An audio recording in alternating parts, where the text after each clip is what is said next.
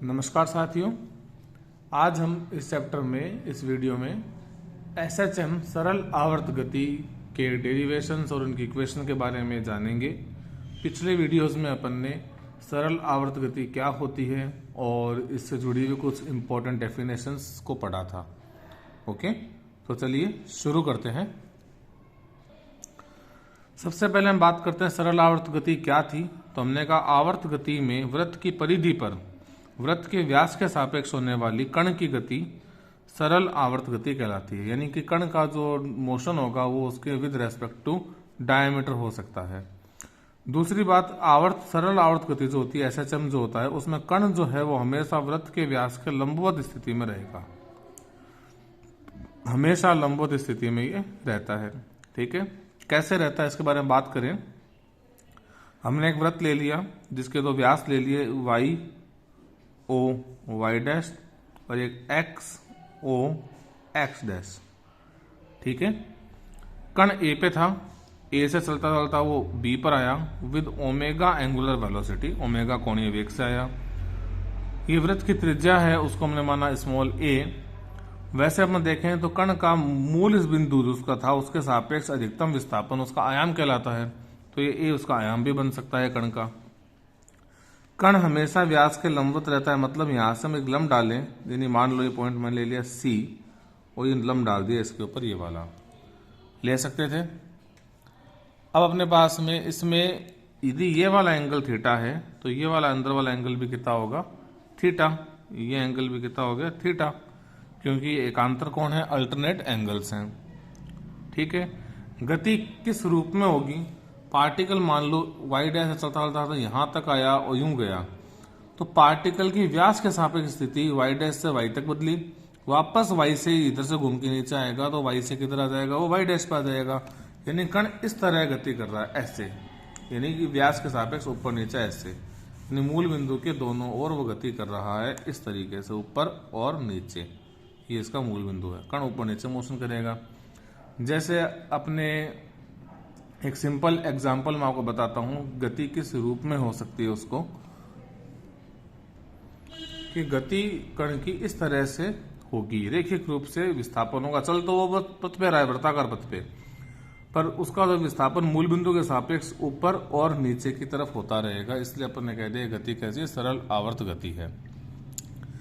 इसमें मैं ऐसे कह दूं ट्राइंगल ओ बी सी में, त्रिभुज ओ बी सी में आप कह सकते हैं साइन थीटा बराबर आपका होता है लंब बटा कर्ण। लंब कितना है इसका ओ सी, कर्ण कितना है इसका ओ बी। इसको सॉल्व करें तो ओ सी अधिकतम किसके बराबर हो सकता है, ओ सी वाई के। तो आपने कह दिया साइन थीटा बराबर वाई बटा ए।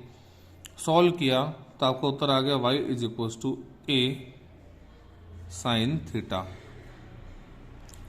ले सकते हैं इसको अपने, ये अपने एसएचएम का इक्वेशन बन गया। हम कहते हैं कि जो कोणीय वेग ओमेगा है वो कोणीय विस्थापन बटा समय के बराबर है। तो थीटा बराबर ओमेगा टी हो सकता है। तो वाई बराबर हम लिख सकते हैं ए साइन ओमेगा टी। ये इक्वेशन बन जाएगा। ये इक्वेशन अपने पास में विस्थापन समीकरण है। किस दौरान, सरल आवर्त गति के दौरान एसएचएम जो होता है सिंपल हार्मोनिक मोशन होता है, उसमें विस्थापन है। ये क्लियर है। जहां आपके ओमेगा टी तो कला कोण है और ए कण का आयाम है, यानी यहां अपन कहते हैं यहां ए बराबर तो कण का आयाम है, ओमेगा टी बराबर आपका कला कोण है। ठीक है, इसमें अपने पास में पार्टिकल का यदि अपन वेव बनाए, इसका ग्राफ बनाए, तो अपन ग्राफ कैसा प्लॉट कर सकते हैं, इस तरह से साइन वेव है, साइन का ग्राफ बनेगा। साइन ग्राफ कैसे बनता है, ऐसा। कैसे पता लगा ग्राफ यूं जाएगा, हमने ओमेगा टी की जगह पर, यानी ये दो टर्म ओमेगा टी ले ली, इसकी जगह मैंने जीरो रखा तो साइन जीरो की वैल्यू जीरो होती है। ओमेगा टी की जगह पाई बाय टू रखूं, साइन पाई बाय टू की वैल्यू अपने पास में 1 होती है। 1 होने पे ये ए के बराबर आ जाएगा। तो अपना उत्तर आ गया ए, ये वाई एक्सिस है। फिर पाई रखा पाई पे साइन पाई की वैल्यू 0 होती है, 3π/2 पे वैल्यू माइनस में आ जाती है और 2π पे वैल्यू वापस से 0 हो जाती है। ये एक साइकिल चलेगा। इस पॉइंट को ट्रेस करेंगे, इनको आपस में बिंदुओं को मिलाया जाएगा तो एक साइन वेव का फॉर्मेशन हो जाएगा। ठीक है, according to value of omega T हमारे पास में ये ग्राफ मिल रहा है अपने को। क्लियर है। अब अपने इसमें करते हैं सरल आवर्त गति के अभिलाक्षणिक गुण। इसके कुछ स्पेशल इसकी कैरेक्टरिस्टिक्स जो हम कह सकते हैं। सरल आवर्त गति के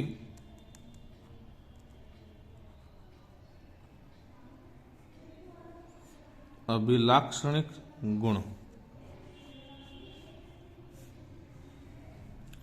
अभिलाक्षणिक गुण में पहला गुण आपके पास में आता है कि जो SHM है, सरल आवर्त गति, सिंपल हार्मोनिक मोशन है, ये सदैव हमेशा सरल रेखा में होगा। सरल रेखा में होती है।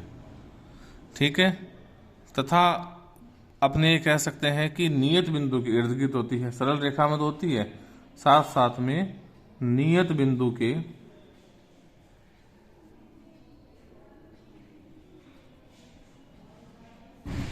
इर्द गिर्द होती है।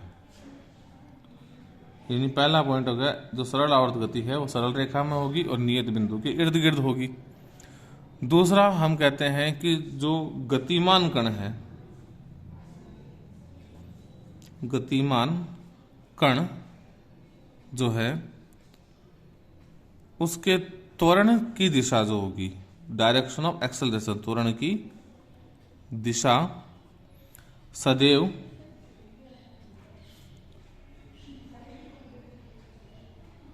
साम्य अवस्था की ओर होती है।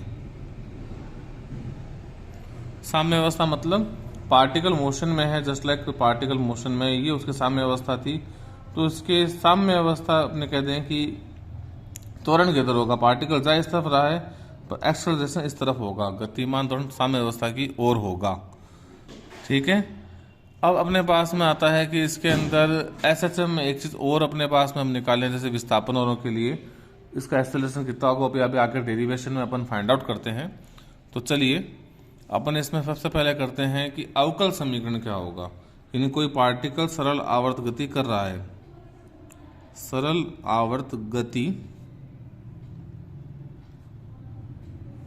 कर रहे कण हेतु अवकल समीकरण।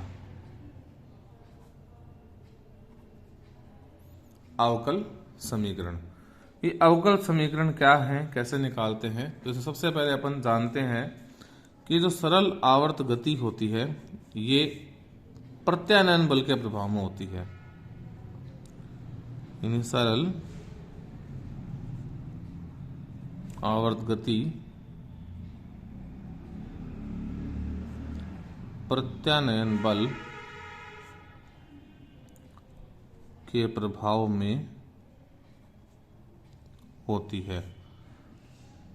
अतः F प्रत्यानयन बल समानुपाती किसके होगा, आपके माइनस का x लिख सकते हैं, माइनस y लिख सकते हैं, y के पदों में ले सकते हैं, x के पदों में ले सकते हैं। मैं इसको यहाँ पे x मान लेता हूँ। सॉल्व करें तो क्या आएगा आपके पास में आंसर, F प्रत्यानयन बल यानी रीस्टोरिंग फोर्स बराबर माइनस का kx, जहां पे k है, k यहाँ पे स्प्रिंग नियतांक है। प्रत्यानयन बल स्प्रिंग में लगता है, इसलिए इसको हम स्प्रिंग नियतांक कहते हैं।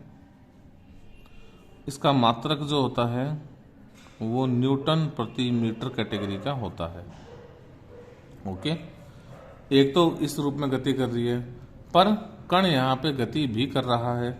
तो अब इसमें ये कह सकते हैं कि by second law of motion F बराबर m a होता है। इसको हम लिख सकते हैं F बराबर m d2x बटा dt स्क्वायर। जहाँ पे ये आएगा आपके क्वेश्चन नंबर 2, और हम कह सकते हैं त्वरण जो होता है वो dv बटा dt होता है, जिसको आप लिख सकते हो d2x बटा dt स्क्वायर। ये भी प्रूफ कर सकते हैं, ठीक है। ये भी f के बराबर है, ये भी f के बराबर है, तो आप इसको लिख सकते हैं बाय इक्वेशन 1 एंड इक्वेशन 2। दोनों इक्वेशन अपन आपस में बराबर कर सकते हैं, तो आपका आंसर आता है m d2x बटा dt स्क्वायर बराबर माइनस का kx। इसको अपन सॉल्व करें तो आपका आंसर आता है d2x बटा dt स्क्वायर बराबर माइनस का k बटा m इंटू एक्स। जिस पद का 2 बार अवकलन कर दिया गया है वही पद वापस को सामने मिल रहा हो, तो उस पद को छोड़कर रिमेनिंग वैल्यू को हम ओमेगा नॉट का स्क्वायर मान सकते हैं अवकल समीकरण निकालते समय। ओके, अर्थात हम लिख सकते थे d2x बटा dt स्क्वायर बराबर माइनस का ओमेगा नॉट का स्क्वायर x। यानी कि जिस कौन पद था, x का अवकलन हो रहा था, x मिल गया था, तो बचा क्या था अपने पास में, हम ये लिख देंगे यहाँ पर ओमेगा नॉट का स्क्वायर बराबर किसके, k बटा m के, जिसको हम ये भी लिख सकते हैं इम्प्लाई दैट ओमेगा नॉट बराबर अंडर रूट k बटा m। इससे हम कहते हैं स्वाभाविक दोलन की आवृत्ति, नेचुरल फ्रीक्वेंसी, स्वाभाविक दोलन आवृत्ति। किसी भी स्प्रिंग सिस्टम जिसमें द्रव्यमान लटकाया गया हो, तो उस स्प्रिंग में द्रव्यमान को यदि हिलाया जाएगा माध्य स्थिति से, तो उसकी जो आवृत्ति है, उसकी फ्रिक्वेंसी है, वो ओमेगा नॉट होगी, जो k बटा m के बराबर होगी अंडर रूट में। इसे सॉल्व करें तो आपका पद आएगा d2x बटा dt square plus omega naught का स्क्वायर x बराबर 0। ये आपके SHM सिंपल हार्मोनिक मोशन का अवकल समीकरण है, ठीक है। ये आपका अवकल समीकरण डिफरेंशियल इक्वेशन बन जाता है, उसको प्रूफ करना आता है। अब आता है आवर्तकाल, कण कितनी देर तक SHM करेगा।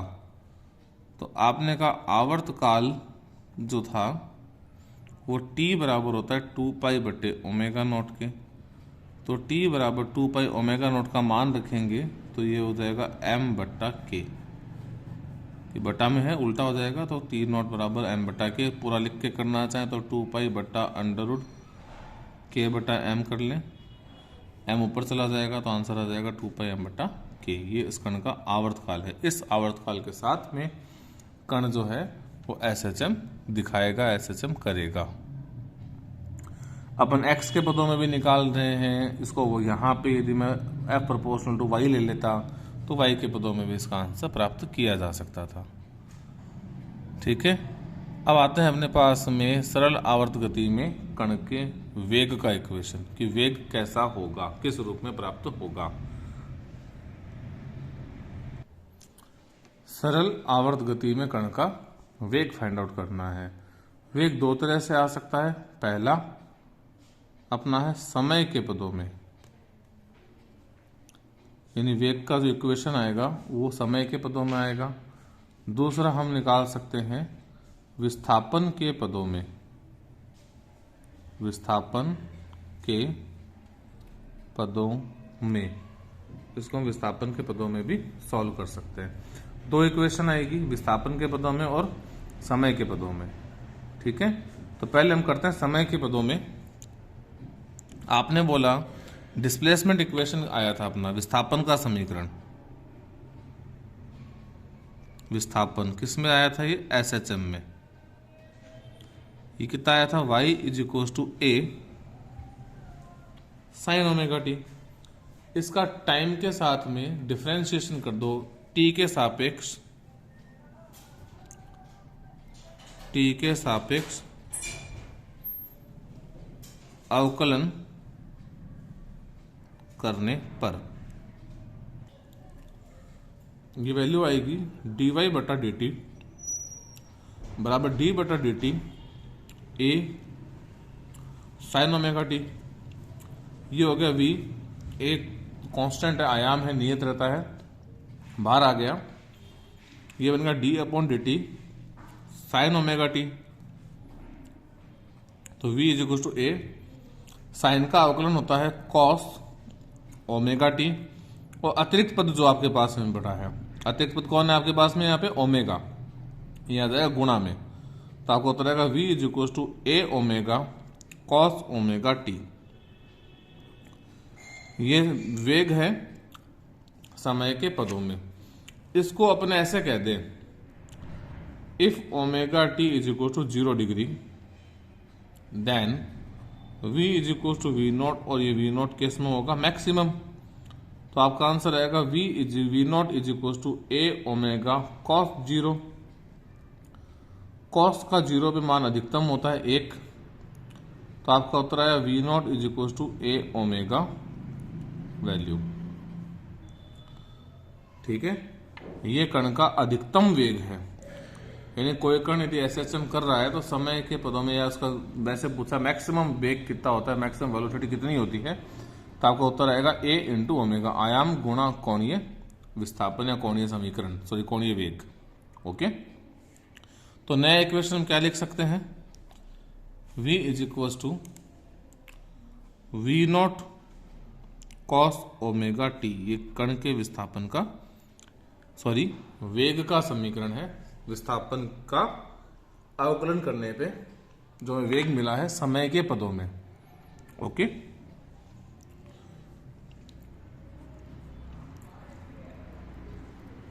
अब हम निकालते हैं इसका वेग विस्थापन के पदों में।